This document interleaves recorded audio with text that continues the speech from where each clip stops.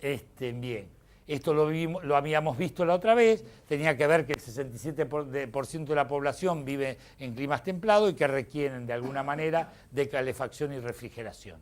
Esto es lo que tienen en el manual, es decir, hemos visto, ahí tienen datos para determinados climas que pueden aplicarse un montón de condiciones y que cumplen con la ley. Hoy marqué los que se utilizarían en edificios significativos, que podrían ser aislación exterior, es decir, esto lo estoy usando ahora en un edificio nuevo que se está haciendo, es decir, hormigón a la vista, con aislación en seco interior.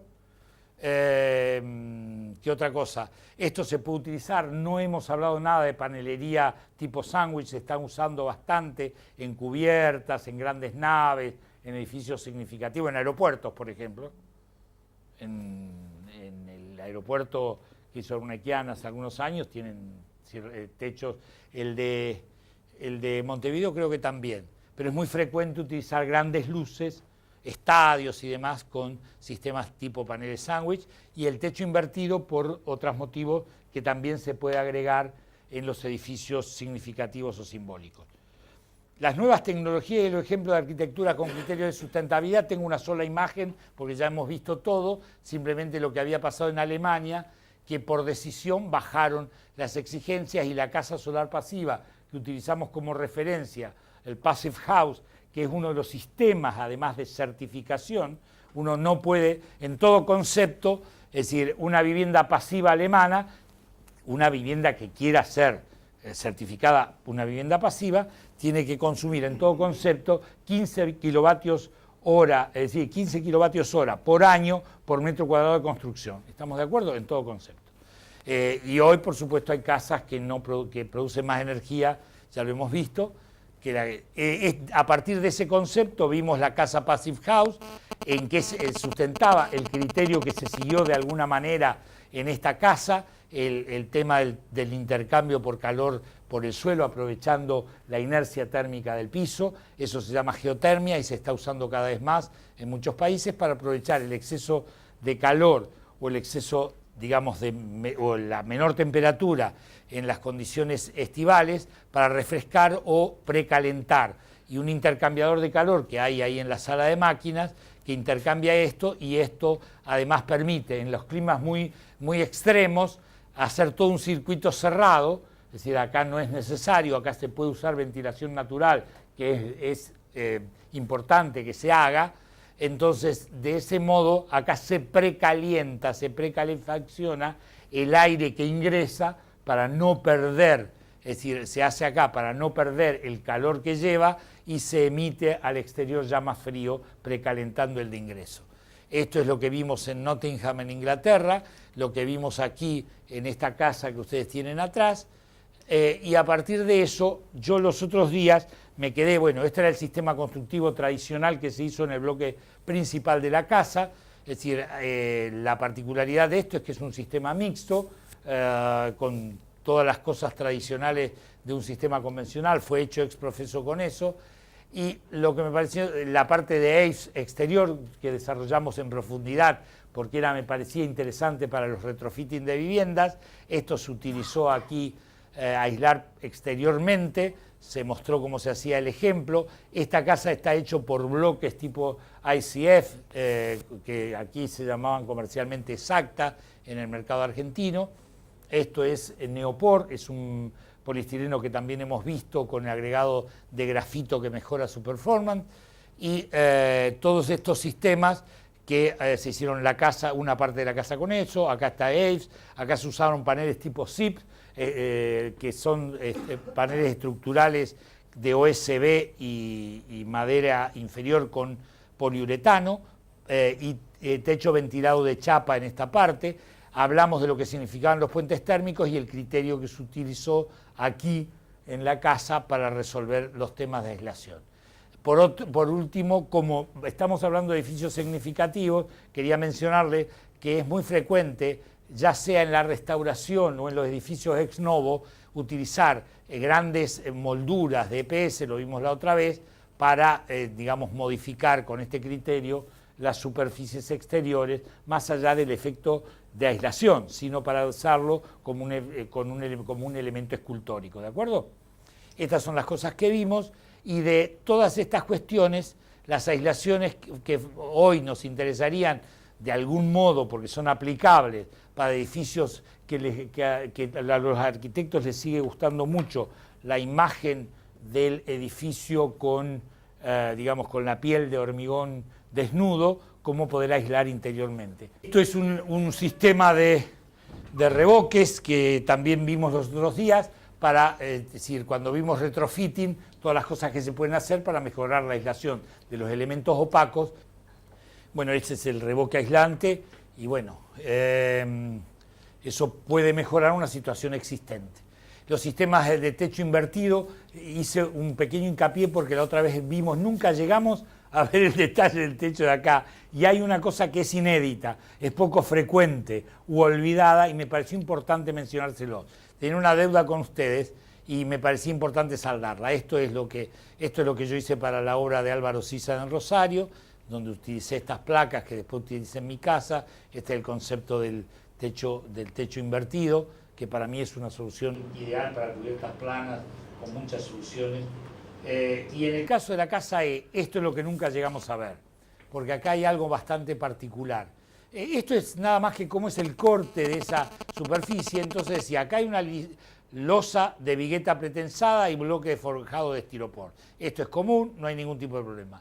Acá hay, es decir, esto me importaba, bueno, vamos por parte.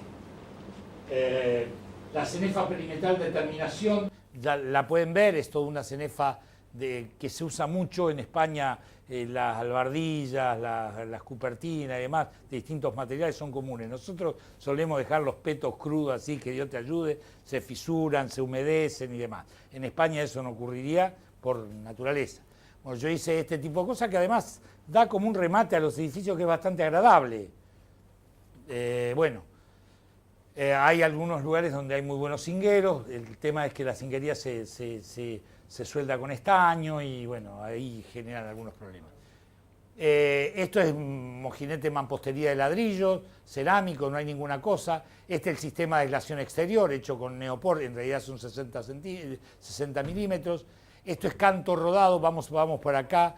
Esto es junta de dilatación, es un hormigón un poliestireno expandido de 10 kilos, un estándar de 20 milímetros, nada más que, es decir, para que pueda dilatar y contraer sin producir fisuras la losa esta. Este es un hormigón aliviado de perlas de preexpandidas aditivadas, es decir, yo quisiera que tomáramos un pequeño detalle de esto. Una impermeabilización con membrana elastomérica de poliuretano, es decir, que es líquida. Eso se hizo acá, puede usarse cualquier otro tipo de solución. Entonces, acá se utilizó poliuretano. ¿Qué es lo que pasa? El poliuretano necesita una escala, porque tienen que mover grandes tanques, es toda una movida importante. Es decir, tiene una mejor performance de aislación, un costo que se discute, costo-beneficio, menor espesor, prácticamente, es decir, el 60% de una aislación de 10 centímetros de EPS lo resuelvo con 6 centímetros de poliuretano, ¿de acuerdo? Pero, y tiene muy buena adherencia, es muy interesante, pero tengo que hacer una movida para instalarlo, para llevarlo. Se justifica cuando las superficies son muy grandes, ¿estamos? Y acá hay una cosa que es interesante. En este caso, como si fuera un techo, digamos, invertido tradicional, se pone una manta de geotextil de 150 gramos por metro cuadrado, es decir, la manta geotextil sola, la que se usa en geotecnia, no con impermeabilización, para que actúe como elemento drenante de filtro de los áridos finos. ¿Estamos de acuerdo? Eso evita los punzonamientos y demás. Y después, en la medida de las posibilidades, esto se resuelve o con canto rodado de granulometría pareja, para permitir, y cernido para permitir, al contrario de lo que sería la buena práctica de un hormigón, esto permite, es decir, que haya muchos espacios vacíos, por lo tanto el drenaje sea fácil.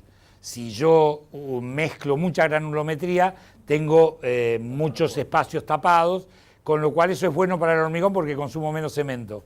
pero es malo para una capa drenante. ¿Estamos de acuerdo? Acá se busca 30-40, una granulometría pareja, porque en realidad su función es el peso para evitar que se vuelen las placas que están meramente yuxtapuestas. ¿De acuerdo? Esto es una situación, un mix, porque en realidad esto no se vuela, porque además es una espuma de poliuretano que tiene una adherencia formidable. Los paneles de poliestireno se pegan con poliuretano contra la chapa, porque en sí el producto, y hay muchos adhesivos poliuretánicos, es un gran adhesivo. ¿Estamos de acuerdo? Esto es, por eso digo, es para mostrar. Por eso me parecía que este detalle tenía... Pero acá hay algo que es poco común. Y me pareció importante mencionarlo, porque si no era como, es esta chimenea. Yo acá estoy ventilando el contrapiso. Lo dije, traté de insinuarlo, y nunca, siempre nos quedamos en otra cosa. Y ahora me tomé la molestia de buscar un viejo libro de un tal Löser, que en realidad no es el de ingeniero, no es el de cálculo, es el de Plavicón. Ya debe haber pasado mejor vida, quiero pensar, y si no me alegraría mucho, porque yo tengo un libro del año 59 de él. Y él, utilizando una cosa que es de práctica en Europa, por lo menos yo lo he visto en Alemania como común, decía que todos los hormigones livianos, y estoy hablando de arcilla expandida, los que tienen agregados de lo que fuera, que se alivianan para hormigones dependientes, tenían la tendencia a retener agua de obra, superior al agua de fragüe, es decir, independientemente del agua de fragüe. Hay una cosa que a veces a los viejos constructores les resultaba natural, a los nuevos no. Es decir, la obra húmeda consume mucha agua, que necesita, es decir, secarse. Esto produce una de las fuentes de las causas patológicas de los procesos de humedad, de los procesos hidrotérmicos. La patología hidrotérmica no se debe sino a 5 razones posibles. Una de ellas es humedad de obra. Generalmente en los primeros 2 años la casa se está secando.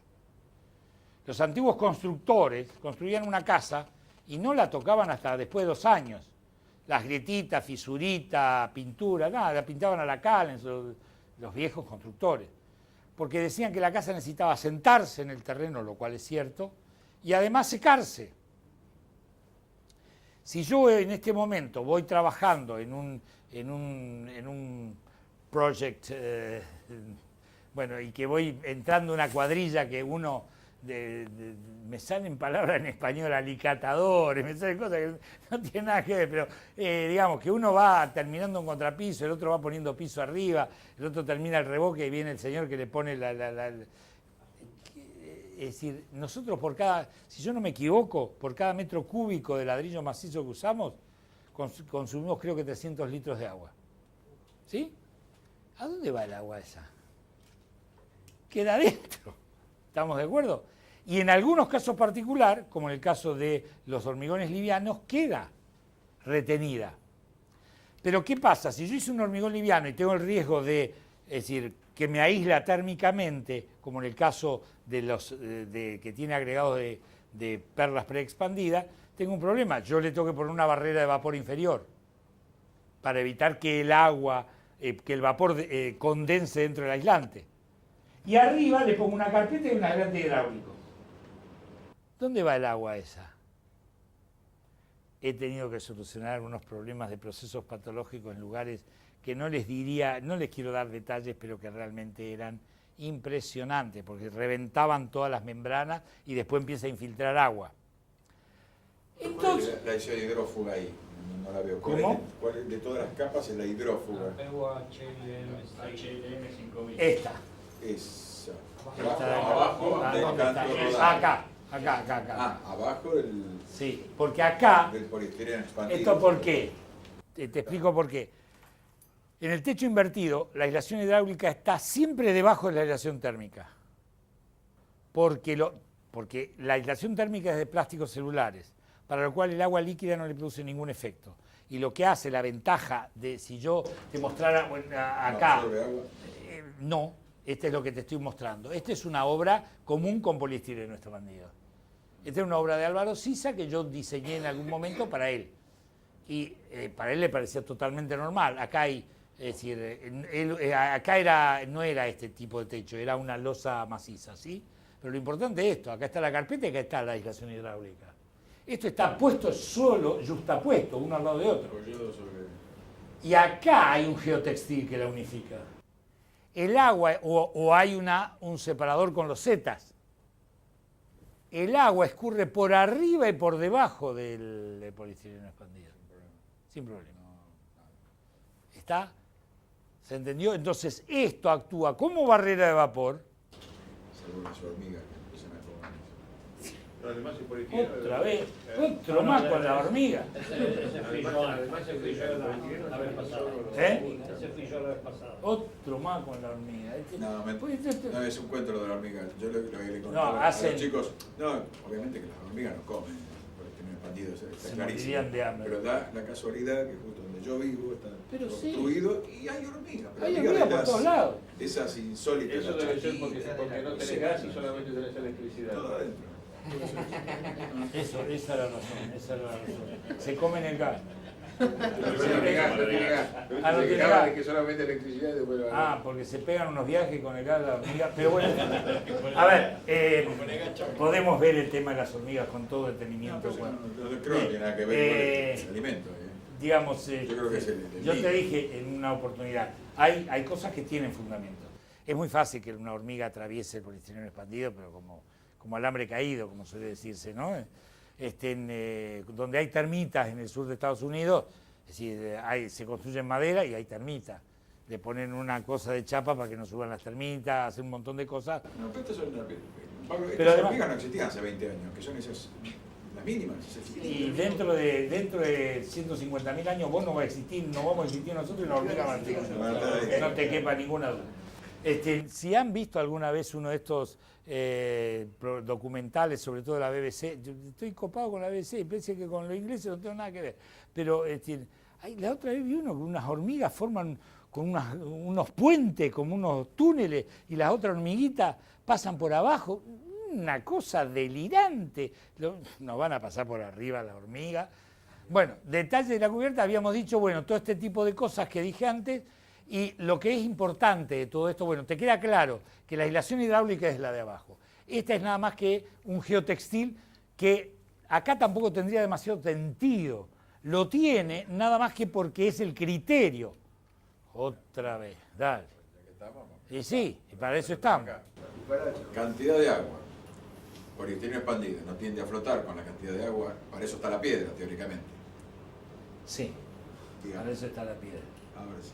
Si no, eso Además se te llenaría de agua, yo no quiero que se llene de agua. Pero se te llena de agua igual El eso. polistireno expandido sí absorbe, Pero muy poco. pero No, pero está bien, sí, pero se te llena de- 1.5% en volumen en 15 días, un mes metido en agua. Es decir, significa 15 litros por cada metro cúbico. Yo tengo claro que una lluvia fuerte, el agua pasa por la piedra, cuando llega al telgopor, ¿qué es lo que hace ahí en el telgopor? Se va al embudo. escurriendo entre las juntas. Se va el embudo, se va por arriba y por debajo. Ah, bueno, listo. Yo tengo embudo. Más Tengo- la membrana abajo. Sí. El embudo está al nivel de esto. No, pero Y en es ese loco. caso una 6, Seguramente la membrana que está abajo del Zika del 612 tergopor, poliuretano. evita que el tergopor evita que el sol afecte a la membrana. Exactamente, duran más las membranas con este sistema. Acá están poniendo poliuretano, ¿ves?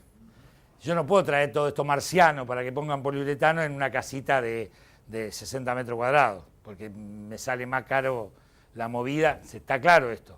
Es muy buen aislante, todo muy lindo, pero es para grandes superficies, ¿está? Acá pude hacer eso porque era una especie de showroom. Porque no lo pagamos. Porque no lo pago, sí. Pero hice un mix, porque mezclé los criterios. Este es un cajoncito que yo hago, hecho por un herrero, que puede ser por planchuelita y demás, que contiene, en el caso de un techo invertido, como en mi casa, por ejemplo, retiene el polistireno expandido, la membrana y las piedritas. Por lo tanto, filtra por todos lados. Por abajo, por arriba, por el costado. Yo la pregunta que te hacía era que si el agua está por arriba, en grandes cantidades, no una llovina, una gran cantidad de agua, pasa la piedra rápidamente, llega a la placa de poliestireno expandido. ¿Qué es lo que hace el agua una vez que llegó al poliestireno? Se va escurriendo, por arriba, va pasando tranquilamente hacia abajo. Pasa por el para tiempo. arriba, pasa para... No No es te que- importa. No, va pasando rápidamente por arriba. Si hubiese un exceso, va directamente al embudo. Correcto. Claro, vale vos.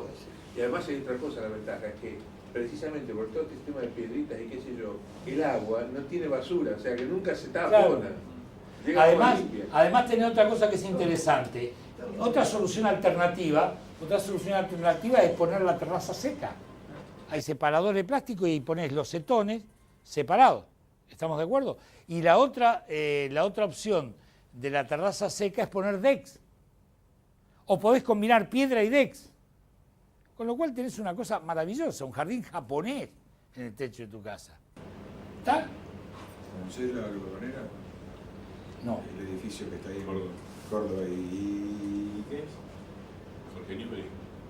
Más o menos. No soy No, no un digo, porque en la última planta, fui de casualidad a visitar a un amigo que me mostró a Cheverí, que te acompaña, fuimos a la terraza y estamos en un parque, parece un golf arriba, en el último piso. Bueno. Que me llamó la atención. Eso es lo que porque- quiero que haga. Increíble. ¿Qué obra, perdón? En la algodonera. Está en Casa Este, Blanca. Era una vieja fábrica de No sé si algodón, es de una algo, casa, de algodón, no sé qué. Supermercado Bien. Brea. Ve, arriba de todo tiene un jardín. Bien, ¿estamos de acuerdo? ¿Más o menos alguna duda? Bien, sigamos. Miren que este caño misterioso allí ventila algo, pero no ventila el contrapiso. Antes había una cosa que se llamaban compensación de presiones o algo parecido. Eran un honguito que aparecían y sigue habiendo en las obras, en las grandes obras de arquitectura que aparece tangencialmente una terracita con piedrita, cascotito, qué sé yo, qué sé cuánto, parece un honguito. ¿Sí? Esos honguitos eran compensadores de presiones. Cuando había vapor de agua interior y no había muchas barreras de vapor y otro tipo de cosas, eso hacía que la humedad venteara. Hay un proceso que se llama, que tiene un nombre raro, los procesos de adsorción y de desorción. Parecen absorción, pero no es lo mismo. Absorción es de agua líquida. Desorción y adsorción tienen que ver con vapor de agua, ¿sí? Y hay una interfase que se produce cuando yo tengo... El aire es, según su humedad relativa, es un gran deshidratante. Si yo tengo una humedad relativa baja, deshidrata porque tiende a atraer vapor de agua. ¿Estamos de acuerdo? Por eso la ropa se seca. La ropa está húmeda con agua que llega a una interfaz en la superficie que se transforma en vapor de agua y forma parte del ambiente. Yo suelo decir, los días de humedad 100% relativa, que son excepcionales, no saquen los calzones a secar porque no se van a secar. Y aunque haga ya viento, vieron por esa fantasía que hay viento, se seca rápido. No se seca, porque no depende del viento. ¿Estamos de acuerdo? Entonces, la temática es otra. ¿Eso qué es lo que pasa? Yo tengo agua confinada en recovecos de un contrapiso, de arcilla expandida, de leca, de perlita, de lo que fuera, o de poliestireno expandido. Si yo dejo algo en contacto con el exterior, va a tender a tener aire a presión atmosférica, con lo cual va a tender a absorber la humedad remanente en ese espacio. ¿Se entendió? Porque siempre va a ser mayor que la exterior, digamos. Sí. Ok. Porque va a depender del exterior. No tiene que entrar aire y salir, no es un conducto de ventilación. Porque si yo pongo un conducto de ventilación, está entrando aire a temperatura ambiente en invierno, debajo del aislante térmico, con lo cual produzco condensación de agua y hago un despelote, ¿está claro? A mí, el del tubito ese, lo que me falta es un sombrero. Tiene sombrerete, hermano, no estaba en obra acá, mira. ¿Vos te crees que a este lo tengo acá de un maniquí que lo tengo arriba? Este se murió, ahora va así, está osificado. Lo que tenés que hilar bien es la hidráulica. ¿Dónde? La hidráulica tenés que sellarlo bien el caño ese porque llega hasta el contrapiso. Claro. Sí, sí. Ahora vean, esto lo he tomado para ustedes con esfuerzo, dedicación y horas de empeño, escaneo, limpieza de las imágenes, sacado del amarillento, elección de imágenes. ¿Quieren que les explique algo de esto? ¿Te gustó? Esto lo he usado. Esto arregló un problema de una familia que había cambiado, creo que 8 o 9 veces la solución del techo y siempre le llovía. Te lo juro, son amigos. Entonces digo, ¿me dejás hacer una cosa? Bueno, conseguí unos ladrillos que hay de una sola agujero de 4 centímetros, parecido a las rasillas españolas. Conseguí unos ladrillos que hay en el mercado, de una sola fila de agujeros.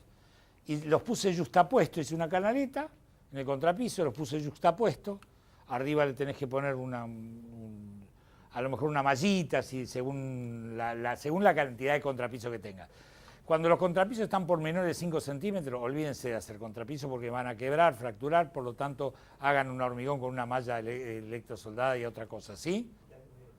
¿Se entiende? Esto es una cosa muy simple, hago tiras y por ahí, por la porosidad, claro, acá, y esto, yo a partir de este concepto, acá de decir 250, más o menos 1,25, utilicé un criterio e inventé un criterio. Tomé unos tubos de polipropileno de 4 centímetros más o menos, con O-ring, todos los tiches, hice como unos peines, ¿sí? En este caso de la solución de este problema. Y también en mi casa y acá. Entonces tomé un tubo de 60 con T a 40, para hacerla corta. El tubo de 40, un metro y medio, lo que fuera, agarré una perforadora, lo hice perforar 8 milímetros, 10 milímetros, chinchun, arbitrariamente, randónicamente. Bueno, todo ese tipo de cosas. Después lo envolví con un geotextil, manta elástica, lo que tengan a mano, trapito, una cosa así, ¿estamos de acuerdo? Entonces quedaba un peine con un tubo que le tapé los extremos, con otra T saqué un tubo, es decir, a la pared. Codo de 90, sube, codo si quieren o no, cajita así de este tipo, y a otra cosa, mariposa, o sombrerete, si no tengo acceso. ¿Estamos de acuerdo? ¿Cuál fue el objetivo de eso? Ventilar siempre. Otra vez le tengo que explicar. No es ventilar, no ventilamos nada. Secamos el agua de obra remanente en el hormigón dependiente. ¿Está? ¿Por qué les comento esto? Me pareció importante porque como yo tengo un posgrado en patología de edilicia, cosa que ya no hago más hace muchos años, de vez en cuando me siguen convocando por eso. Y es muy frecuente que me convoquen por humedades que se producen porque yo aislé antes de tiempo, por arriba y por debajo, una capa de un hormigón dependiente. ¿Estamos de acuerdo? Entonces era un pequeño aporte que quería hacer a la comunidad. ¿Sí? La aislación de cubiertas verdes. Ya la vimos los otros días, mostramos materiales y demás.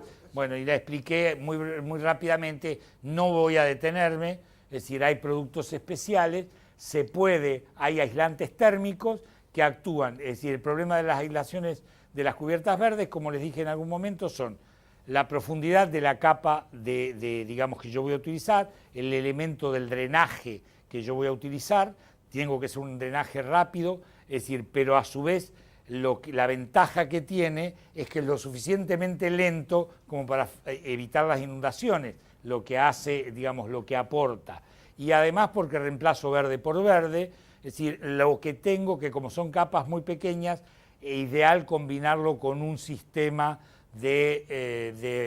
¿cómo se llama?, de goteo, de riego por goteo, que son bastante económicos, porque en general esa capa, al ser de poco espesor, después de una lluvia de verano, por ejemplo, se humedece rápidamente, pero también seca rápidamente si sale el sol, con lo cual es difícil mantener en buen estado. Por eso existen una serie de soluciones. Se lava que, demasiado, ¿no? Pero el techo verde lo normal es que no requiera riego. El techo verde, el riego por goteo es para el primer año, supuestamente, Sí. y después se terminó, no hay que ponerlo más. Sí, lo que pasa es que depende también de la altura de la capa que pongas y de la parte inferior que hagas. Generalmente los elementos, en Europa se usan mucho unas cosas simplemente de PVC o algo así, que son como unas hueveras con patas. La huevera con patas. Son hueveras con patas que las hay de este tamaño, de 1 metro de altura casi, o hueveritas chiquititas. La hueverita tiene un sentido. La hueverita, si ves, tiene unos bordes, es decir, en forma como de U, de modo que cuando llueve mucho, drena rápidamente, pero siempre conserva un cachito de agua abajo. Con lo cual, cuando deja de llover, le queda como un remanente de humedad. ¿Estamos de acuerdo?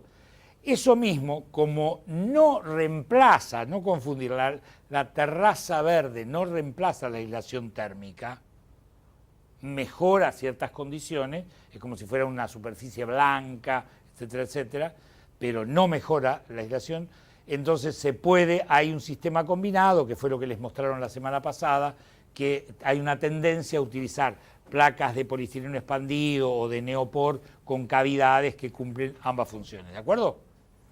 Bien, eso era, nada más, se puede hacer muchas cosas con eso, acá ven, hay capas de esas características, ¿sí? Si uno quiere trabajar con espesores muy grandes, hay grandes macetones y demás, se pueden tener inclusive árboles, pero el tema de los árboles es la necesidad de los anclajes mecánicos al viento, ¿de acuerdo? Porque se evita el raigón, además, bueno, el tema de las membranas antienraizantes, algunas tienen biocidas, no es la manera más ecológica. Sí, sí, sí, sí, sí. Hay árboles y árboles. Pero de todas maneras, todos los árboles que se ponen en profundidades pequeñas tienen poca estabilidad al viento. Si lo hago en una terraza a 20, 30 metros de altura, 40 metros de altura o lo que fuera, la cosa se complica, ¿sí? Sistemas. Estos fueron los que vieron la otra vez, no voy a entrar en detalle, pero ¿por qué? Porque estamos hablando de edificios de valor significativo o singulares, y por eso esto es lo que hicimos acá, pero es aplicable a esto. Acá simplemente hay una combinación de efectos. Después que aislé debidamente mi edificio, ventanas opacos, que hice un uso racional de la energía, que conservo las mejores condiciones energéticas, ahí estoy en condiciones de utilizar vectores de baja eficiencia, como son las fuentes de energías alternativas, o combinar los efectos. ¿Está claro lo que digo? Entonces acá en este caso, por ejemplo, se usaron colectores solares que calientan agua en estos termos que pueden ver los que no han visto antes, que sirve para agua sanitaria y a su vez sirve para calefacción de losa radiante, y se utilizó la acumulación porque el problema del uso racional del agua es un factor importante, y en todos los sistemas de certificación el uso que se haga del agua, el uso que se haga de la energía, reciben puntajes para los distintos grados de certificación que un edificio nuevo o digamos, generalmente hoy por hoy las cantidades de edificios certificados que hay o que están en búsqueda de certificación, generalmente LEED en este país, el de Alemania, el Passive House de Alemania, el Energy Star de Australia creo que es, y así, todos tienden a estos mismos factores que nosotros llamamos arquitectura con un criterio de sostenibilidad. Esto lo usamos en una losa radiante que tiene estas características, es decir, se aplica de este modo, hay materiales para losas radiantes. ¿Es eléctrico o agua? Esto es agua, este es el agua que viene de este sistema, ¿sí? Y tiene lo vas a ver ahí eventualmente, pasa por una caldera, es decir, particular en el caso que no llegue a suficiente, pero la tendencia a usar sistemas combinados, que es lo que te decía, ¿está? Entonces, esto se usa mucho en Europa, cada vez más, es el sistema de tubo enterrado, que acá hay una muestra, mostramos uno en Inglaterra, y entonces lo que hace es precalentar el aire en invierno o preenfriar el aire en verano. ¿Estamos? Utilizando la inercia térmica de la Tierra. Este es el sistema colocado, este es donde está el intercambiador, las bombas, este es el intercambiador de calor que mostré en el sistema Passive House original, ¿sí? Esta es la entrada de aire. Este es el comportamiento que ya lo mostré la otra vez, que se mantiene constante la temperatura dentro del tubo pese a las variaciones de temperatura exterior. Estos son los sistemas que se utilizaron menos convencionales acá. Este es el techo de paneles que vieron en el quincho, que son paneles que existen en el mercado de acá, OSB, poliuretano y madera, símil madera, en realidad es enchapado de lenga, es decir, con todas cabios forestados y todo ese tipo de cosas. Con la solución final de la casa exacta. Los techos, este es un techo ventilado, es decir, el techo que vieron con los paneles antes. Aquí se ve la parte del techo de un tipo, el techo de otro tipo, las chapas que cierran y todo ese tipo de cuestiones. Esto lo han visto, esto me importa mucho. Yo he hecho algunos artículos, como dije, uno es una nota que me hicieron de la revista Ventanas, donde hace unos años, un tiempo, no sé, me hicieron una nota que, bueno, yo di en llamar, un poco grosero el nombre, la modernidad se llevó puesta a las cortinas de enrollar, una cosa así. Después me di cuenta que era bastante poco ortodoxo, se llevó puesta, es como nada, pero se la llevó por delante y no la cambió por nada. Entonces, esto es la historia. Acá se ve en esa casa los colectores solares, parasoles y demás, y todo este tipo de cuestiones. Bien, la ruptura de puente térmico. Esto es lo nuevo, como estamos con tiempo, estamos bastante bien.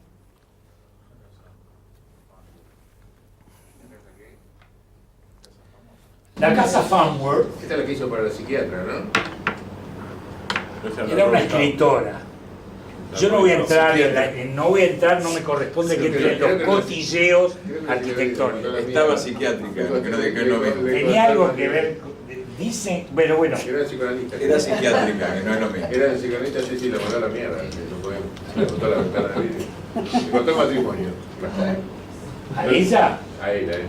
Bueno, el liberato le debo a Bueno, dicen que, pero bueno, en realidad, pero aquí sí era una exhibicionista, no jodas. Sí, por eso. Era una exhibicionista. Él, el que le enseñó eso. Bien. Claro. ¿Y cómo lo hace toda la ventana de.? No había paredes, era todo vidrio. Y le gustaría. Pero quedó lindo. Bueno, esto, Parece un mondrian. no sea malo, es decir, piense que tenía una losita ahí, un 1.8 dólares el millón de BTU, digo, el barril de petróleo. Tenía una losita de 6 centímetros de hormigón. Piensen que el velódromo de Milán, ¿cómo se llama? El de ferro cemento de...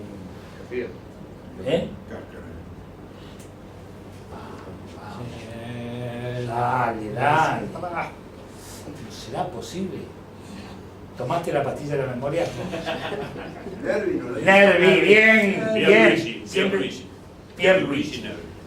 ¿Sabes cuánto mide la cascarita? 3. 5, 6. No llega a 3. Doy chirola. El ferro cemento de la cascarita, de ¿cuánto? 100 metros y pico cubre. Estos tipos sabían algo. Sí, eso es ferro cemento. Amancio Williams se la rebuscaba bastante. Y el área 10. Viste que ahora Amancio le hicieron con registro y todo, está muy bien hecha. Mal que me pese, pero está muy bien hecha. No sé, pero ellos dieron la autorización y la hicieron muy respetuosamente. La vi montar, la vi filmada montar. Interesante. Y 10 con sus... 10, se le cayó una.